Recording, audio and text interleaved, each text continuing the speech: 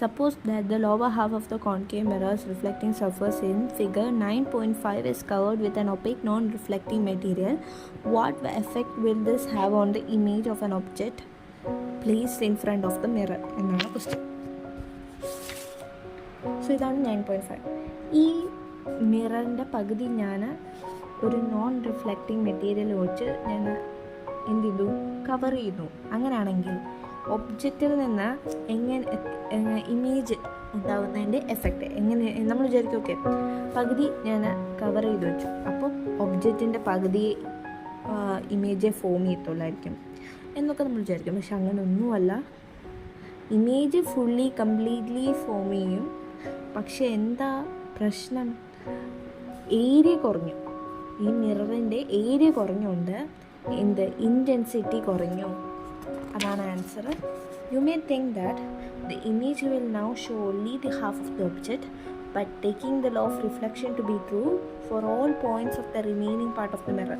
നമ്മൾ വിചാരിക്കും നമ്മൾ എന്തുകൊണ്ട് അങ്ങനെ വിചാരിക്കാൻ കാരണം വെച്ചാൽ നമ്മൾ ഒരു റേ മാത്രമേ കൺസിഡർ ചെയ്യുന്നുള്ളൂ. പക്ഷെ നമുക്കറിയാം ഇൻഫിനിറ്റ് നമ്പർ ഓഫ് റേസ് ആണ് ഈ ഒബ്ജക്റ്റിൽ നിന്ന് പോകുന്നത്.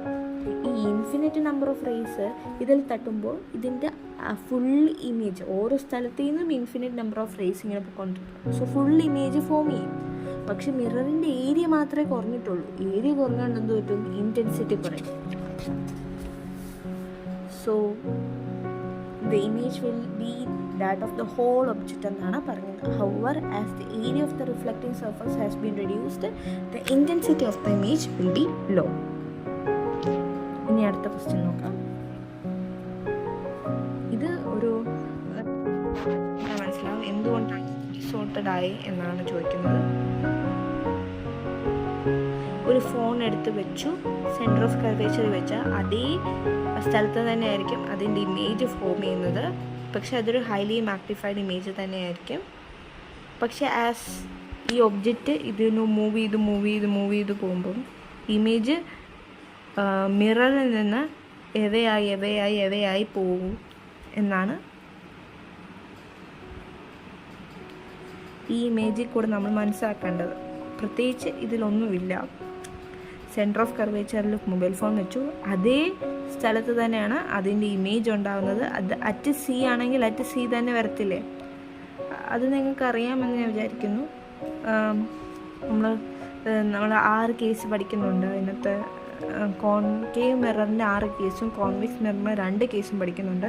അതായത് ഒബ്ജക്റ്റ് എവിടെയൊക്കെ വെച്ചാൽ അതായത് ബിറ്റ്വീൻ എഫ് ആൻഡ് പി ആണെങ്കിൽ എവിടെ കിട്ടുമെന്നും, ബിയോണ്ട് സി ആണെങ്കിൽ അറ്റ് സി ആണെങ്കിൽ, ബിയോണ്ട് സി ആണെങ്കിൽ ബിറ്റ്വീൻ എഫ് ആൻഡ് പിയും, ബിറ്റ്വീൻ എഫ് ആൻഡ് പി ആണെങ്കിൽ ബിയോണ്ട് സി എന്നും, പിന്നെ അറ്റ് സി ആണെങ്കിൽ അറ്റ് സിയും സെയിം സൈസും ആയിരിക്കും എന്നൊക്കെ പഠിച്ചിട്ടുണ്ട് അല്ലേ?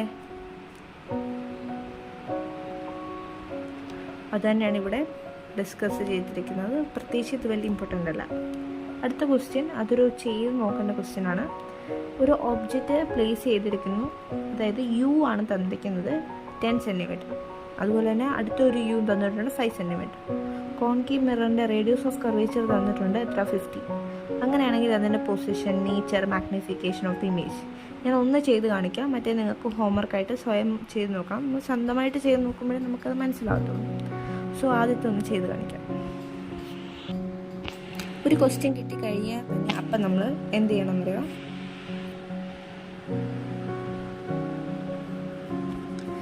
അതിലെ എല്ലാ ഡീറ്റെയിൽസും എഴുതി വെക്കണം. ഇത് നമുക്ക് പോകെ സിമ്പിളായിട്ട് വരും. ആദ്യം നമ്മൾ പഠിക്കുമ്പോൾ ഇങ്ങനെ എഴുതി വെച്ച് പഠിക്കണം. യു ഇസ് ഈക്വൽ ടു എത്ര? 10 സെൻറ്റിമീറ്റർ. സൈൻ കൺവെൻഷനോടെ എഴുതാൻ ശ്രമിക്കാം. എന്താ ക്ലിയർ ആകാത്ത?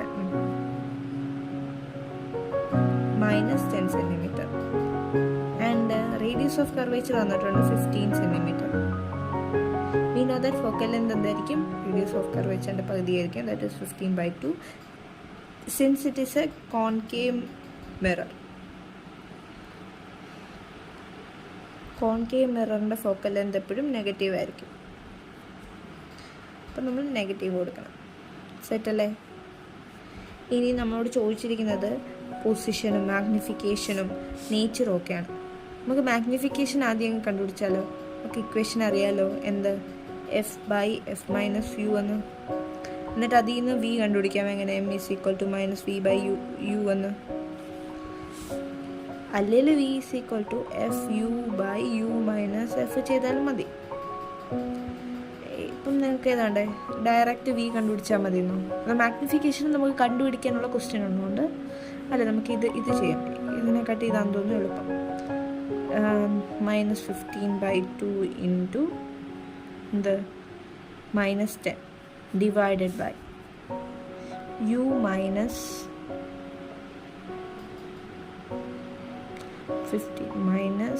10 പ്ലസ്, അതായത് ഇവിടെ ഒരു മൈനസ് ഉണ്ട്, ഇവിടെ ഒരു മൈനസ് ഉണ്ട്, അത് അങ്ങനെ പ്ലസ് ആയ 15/2 115/2 ഡിവൈഡഡ് ബൈ -20 പ്ലസ് 15/2. 2 ക്യാൻസൽ ആവും. 115/20 പ്ലസ് 15 എന്ന് പറയുന്നത് -20 പ്ലസ് 15 എന്ന് വെച്ചാൽ -5 ആണ്. സോ -5 എടുക്കും. അപ്പം നമുക്ക് -30 കിട്ടും. V is equal to -30. Magnification കണ്ടുപിടിക്കണം. -v ബൈ യു എന്നാണ്. -13 ബൈ യു -10 ആണ്. സോ 3 എന്ന് കിട്ടും. എത്ര? -3 എന്ന് കിട്ടും. ഇതിൽ നിന്ന് നമുക്ക് എന്ത് മനസ്സിലാകും?